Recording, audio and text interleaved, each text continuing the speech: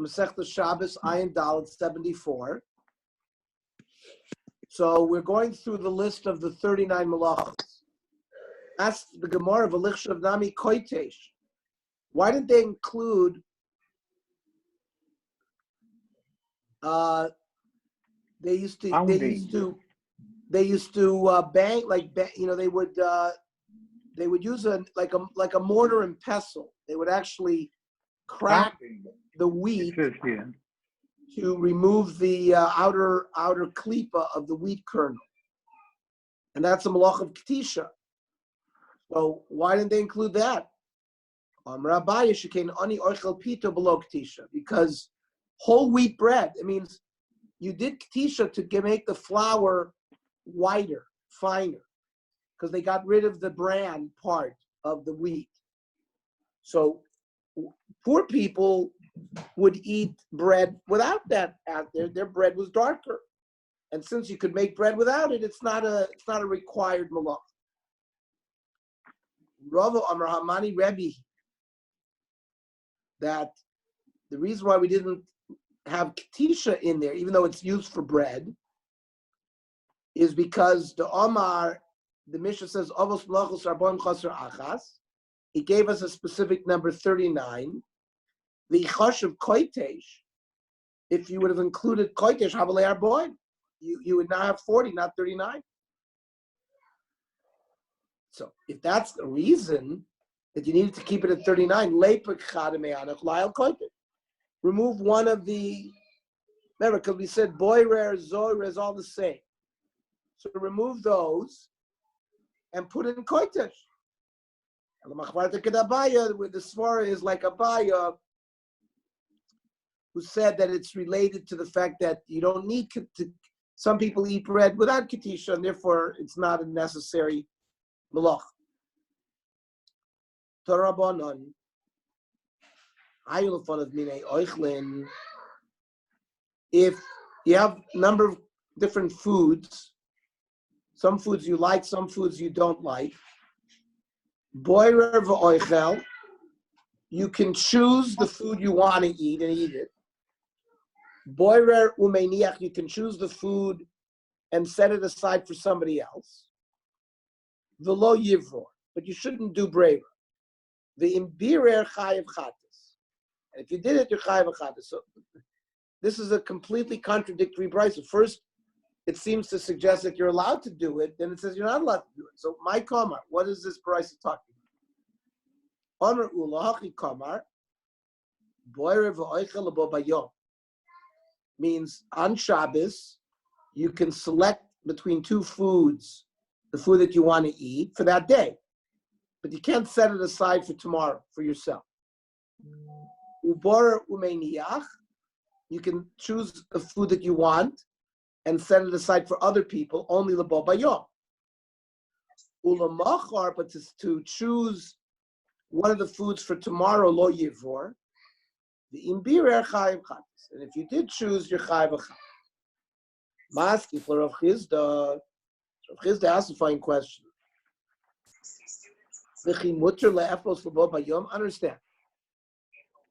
One of the malachas you said that is prohibited is braver. Just like one of the malachas is baking. Well, is it that you can't bake for tomorrow, but if you bake for today, you're allowed to do it? Of course not. Can you cook today? Can you eat? So you can't do braver if it's for today. That doesn't make any sense. Rav Chizda,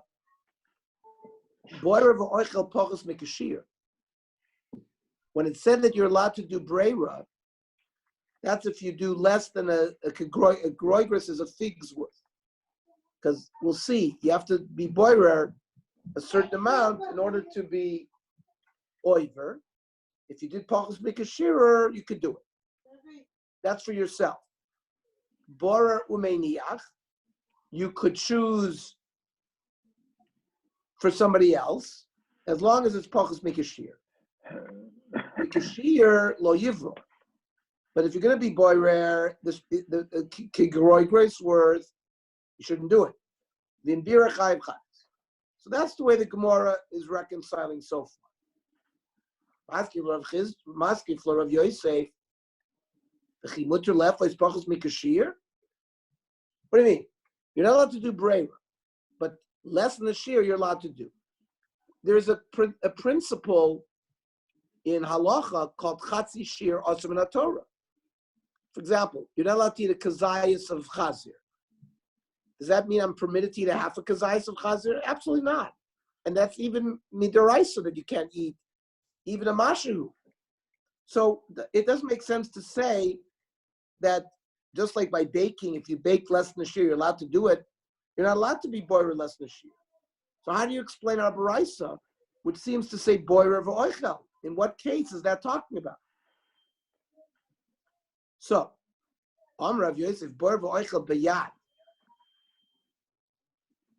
So, breira, which is going to be asur min Torah, is breira that you do with an implement, with a kli, like a sieve. But if you're boirer with your hand, that's not boirer. And you can eat it, boirer and eat it, not for yourself. Or boirer meniach bayad, if you're gonna set it, you're gonna choose the food that you like for other people, but you can do it by hand. But kanon uvatamchui. Now kanon and tamchi are not the normal kalim that you would use to be boirer. You could take a plate, that's a tamchui, and you can have a certain big beans, smaller beans, and you can roll it around the plate until you separate. But that's not the normal implement. How are you? Mazel tov. What did you win? So, bakan of a tamchui. What did you win? Wow, go win. You're not allowed to be boirer. But the imbirer potter of a losser. But this doesn't create a chiyuv chatas. The nafel v'kvar, if you use the sieve, lo yivror v'imbirer chayiv chatas. That would give you the chiyuv chatas. So we're going to see one of the criteria that allows you to be boirer is if you do it by hand. There's going to be other criteria as well. Maski l'Ravuna midi kanon v'tamchlik toni. What? When it says boirer, does it say clearly that he's talking about a plate?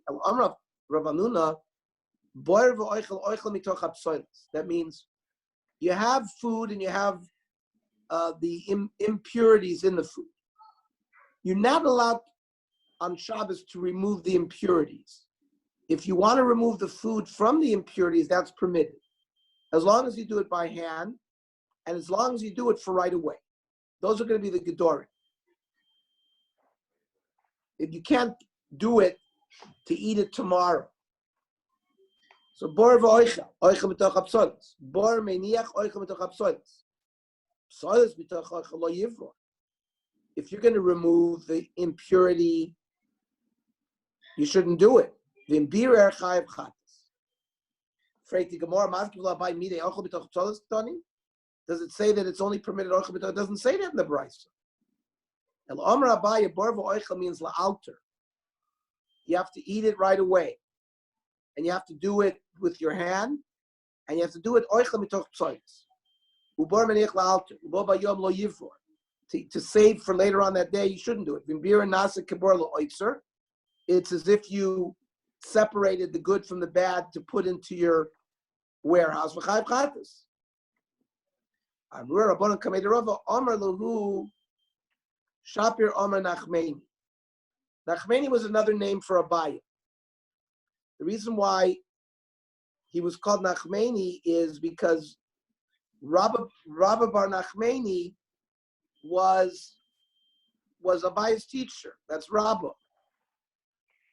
And he used to call Abaye by the name of his father. There's two kinds of food. One is soilus, ubirer v'ochal, ubir ve'niach. He was born and he ate, or left for his friends. So Rav Ashi masni potter. Rav Yirmiyah midifti masni chayiv. Rav Ashi masni potter.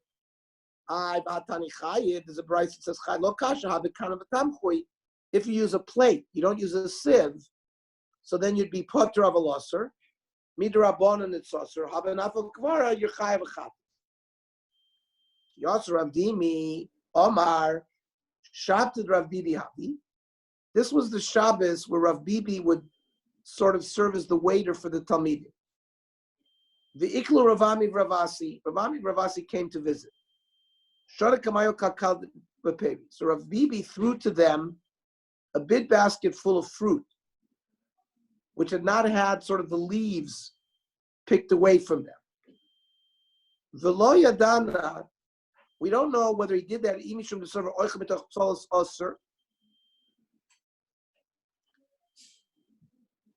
Is it because even taking oichel and leaving the psos behind, he held that was not permitted, and he had removed the leaves. So he just sent them. So did he do that because he held that even to remove oichel b'toch psos you're not allowed to do?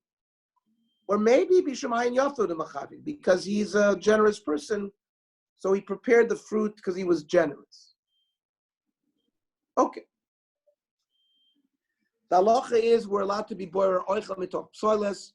We're allowed to do it with our hand, and you have to do it for eating it right away. You can't be boirer to save later on. So that comes into play like when you're eating watermelon and it's got seeds in it. So you have to eat the fruit.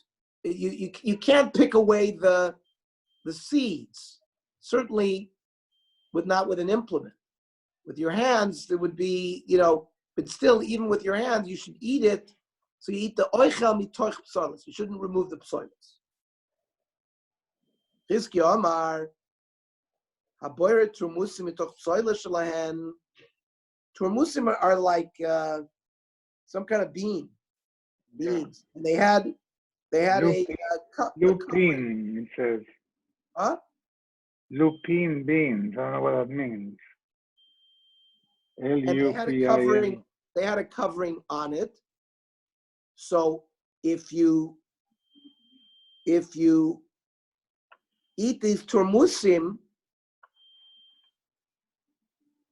even though you're l'chora taking the bean from the psoiles, it's still chai. So I understand. Is Chizkiah holding this because he does not hold of the leniency that you're allowed to do oichel mitoch psolos? Says no. Shiny turmusim, the shakmile shiva zimni. You have to cook it 7 times. So the kernels that surround these beans are so thick, so even when it's all considered psoilus mitoch oichel. It's not eating oichel mitoch psoilus because of how much you have to cook it. We're an ayin daled on the base. The Toichen says if you grind silka, somebody who cuts beets into small pieces, you're going to be chai because of grinding. It's similar to grinding. Amrav Menashe, Haiman de solis silti. Let's say you have small pieces of wood and you cut them into pieces. Chai mishum toichen. It's also chai, it falls under tchina. Amrav Ashi, kapit mashchasa. And if you're very careful when you cut those sticks, that you cut them into small pieces, chai mishum mechatek. Then there's also cutting. You'd be chayv too, cutting and grinding. Then it says v'alash v'oifen, kneading the dough and baking it. Amrav Papa shavik tana didan bishul samamonim david b'mishkan. Not gonna understand. We learned yesterday that all of those malachos, the kneading and all of that, it had to do with bread. It had to do with samamonim, making the dyes that you dye the various things in building the Mishkan. Right? We learned yesterday that the normative opinion is that the 39 malachos have to do with building the Mishkan, not how the Mishkan functioned daily. So, for example, the baking of the lechem hapanim has nothing to do with this, because afiyah, it's not. That's only what you did for the korbanos. However, there are other Rishonim, Rabbi Hananel and others, that learn that the avos malachos refer to even things that were used day to day, like baking the lechem hapanim. But that's not the normative opinion of most Rishonim. And in general, based on this Gemara, it's asking the question, how come all of a sudden the Tana uses the word afiyah when it should use the word bishul? Because you cooked this, you didn't bake it. So Tana didon sidur and the past nokat. Our Tana, even though he agrees that the malachos are related to the binyan, for memory's sake, starting from Zoreya, seeding, plowing, harvesting, piling, it's all the processes that lead into baking bread. Zoira, boira, toichen, maraked, losh, va'oife. So that's the Tana ordered it according to the making of bread, and baking is the last part of that. But it could have just as easily said bishul. Aravacha baravavira. Haiman deshoda sichta latuna. Somebody puts a piece of wood into an oven to dry it. Chayv mishum mavasha. So it's not just cooking food. Let's say you make this moist piece of wood needs to become hardened by putting it in an oven. You're going to be violating bishul. Versus pshita, of course. Why would I think not? Because I might think that all he wants to do is not soften the wood, is to harden the wood. Because eventually, after it softens, it hardens. And the concept of bishul is to soften things, is to go through a cooking process. And maybe you wouldn't be chayiv for bishul. Kamash Malan, that even though it ends up hard, since in the process it softens, that fulfills bishul, and you'd be chayiv for bishul. Because the mirfi rafi b'ader kani. First it gets soft, then it gets hard, and the softening process makes you over bishul.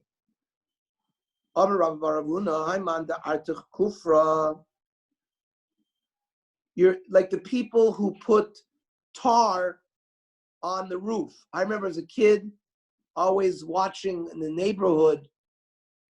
We don't see that anymore. They used to come with a. You remember first of all, you could smell the roofers from miles away, and then they would come with this like heating element, and you would see them take.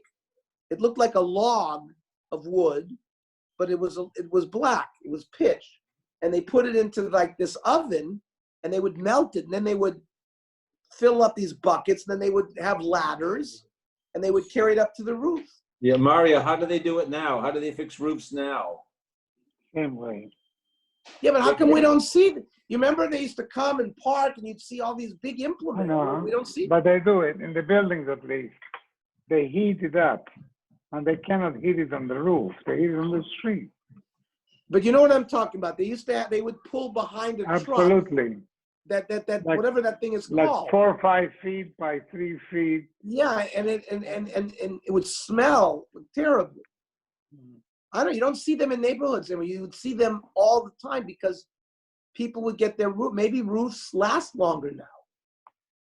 Whatever. Maybe.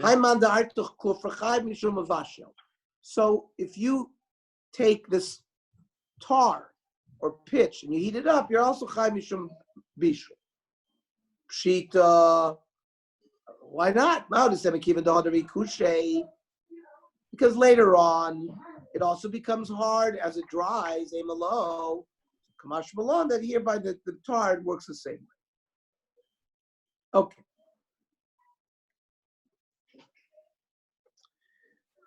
Omer Rav Haiman de Ovid Chavita.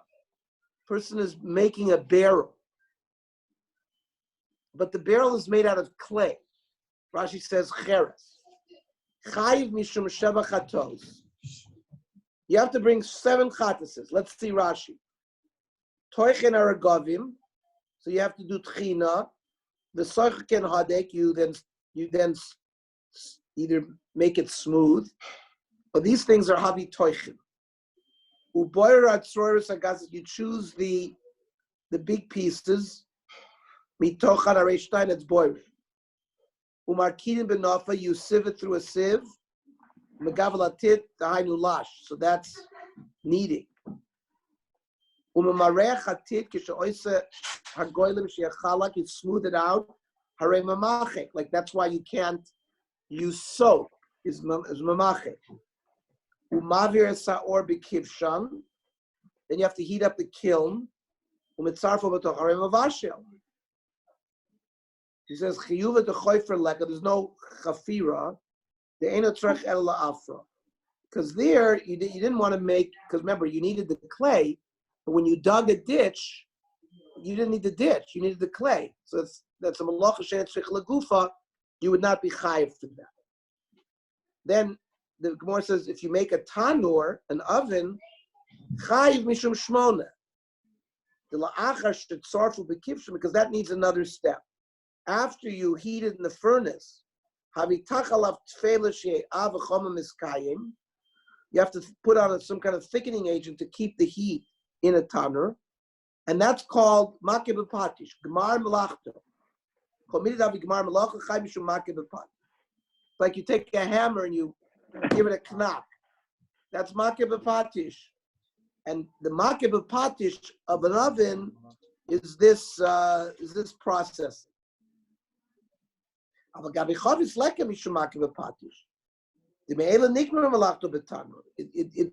dries by itself. You don't need to do whatever you do by the oven. Some kind of barrel made out of reeds. 11.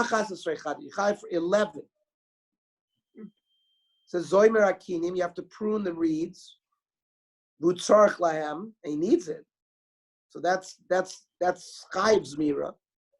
Chayiv Mishum Koitzer, Mishum Noiteya. Right, when you prune a reed from a tree, you're helping it grow. So we said it's not just planting a seed. When you prune a tree and you get rid of the reeds, you want the reeds. That's harvesting, and then the making the tree grow better is Natiya. Asfem Yachad.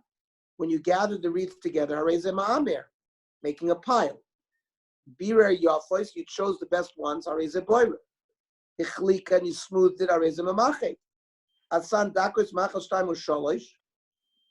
I guess you have to grind it a little bit to make it thin, Hareze Toichen. Chatchan B'mida, you cut it to measure, Hareze Mechatech. Isich Hashesi. So that, you take a reed and you fold it in and out, Hareze Mesech. And then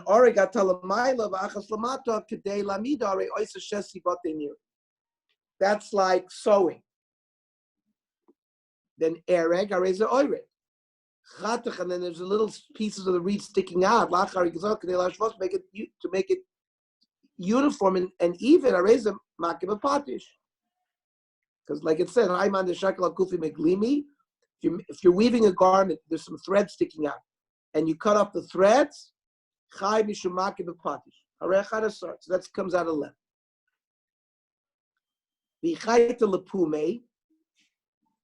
And then if you sew the opening of this thing that you created with reeds closed, because you're going to do tfira and kshira, says Rashi. You're going to sew and you're going to cut, and you're going to tie, because you have to tie them together. So if you shear the wool from an animal, you whiten it, you dye it. So those were malachas. If you weaved the wool that's on the back of a live behemah, you're chayiv. Achas mishum goizes. So because in the process you're shearing, v'achas mishum enafetz, and you combed it, v'achas mishum tove, and then you wove it. However, of Kahana Amar ain't there gziza b'kach. This is kila achar yad. Just like we said, if you ever do a malacha, but you do it not the normal way, you do it like this. So that's not the normal way of weaving. The normal way of weaving is you take the cotton, you take the wool, and then you bring it to a loom, and you weave. So ain't derech gziza b'kach, ain't derech menafes b'kach, ain't derech tobi b'kach. Therefore, he says you're not afraid to go more of the law. What do you mean? This is not the derech. Latanya Shpei Rav Nechemia shotut ba'izim v'tovu ba'izim. Tells us that in the midbar, the Bnei Yisrael, the women who made these, did it on the backs of the animals themselves. Alma, so it is not the kachal yad. Alma tviyash agavi bemesh shma tviya. That's mamish weaving. Where it says chochma yiser shiny, because the women of the midbar were given a chochma yis, because it says they're called isha chachma slave biyadea tavu. Aval lehed yoit, for a regular person named Darko Bakach. Vahavi kilach hayad is considered not the normal way of doing the malacha, and that's why you'd be put.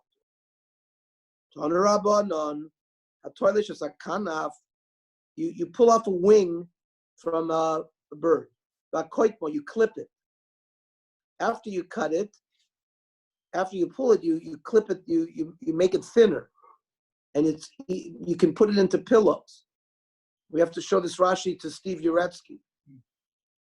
Because it says, Roy la nicho bekar v'keses. So you have to do this kmita process. V'hamorto,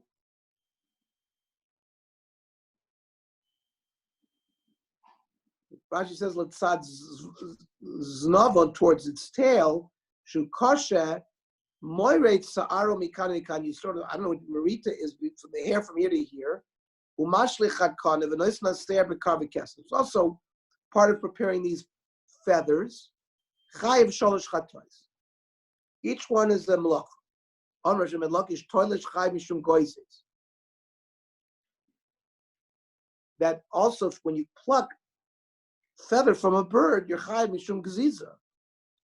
Koitem, when you do this clipping, chayiv mishum achatek, because you're cutting it to size. Memare, smoothing it, chayiv mishum amachek, is you're chayiv for smoothing. Then the Mishnah says, "Hakoisher v'matir." If you tie and if you untie. So the Gemara wants to kshir b'mishkan hechavi. Where do we see tying in the Mishnah? So they put stakes in the ground, and the tents were erected by tying to the stakes. Freik the Gemara kosher, but that's not a kshira that you'd be chayiv, because ahu kesher amanas lahatiru. You're only chayiv for a kesher shel kayama, a permanent knot. But a knot that is meant to be untied, well, obviously, they moved the Mishkan 42 times. There were 42 masos in the desert. So the tying that you did was not a tying, was always a tying. Amanas lahatir. Rabaya, there's a different kshira. Shekain orge yerios, the people who weave those the skins, the goat skins. And at the edges, I guess, there were threads hanging. They would tie them so it wouldn't fall apart, wouldn't unravel. So that kshira is a kesher shel kayama. It's not a kshira that is meant to be untied. Fine. You explain kshira. Matir Michael Meimar. So where did you have untying? Where hatara is one of the malachos. So let's say you had two thick threads that you're going to tie together. You have to, I guess, first untie one to tie to the other. That's by a garment or one of the tapestries. I understand. You would never, if you were making this for Queen Elizabeth, you wouldn't in the middle of the garment untie and tie, and it makes it look terrible. If they tell me that they did that, the Mishkan, of course not. The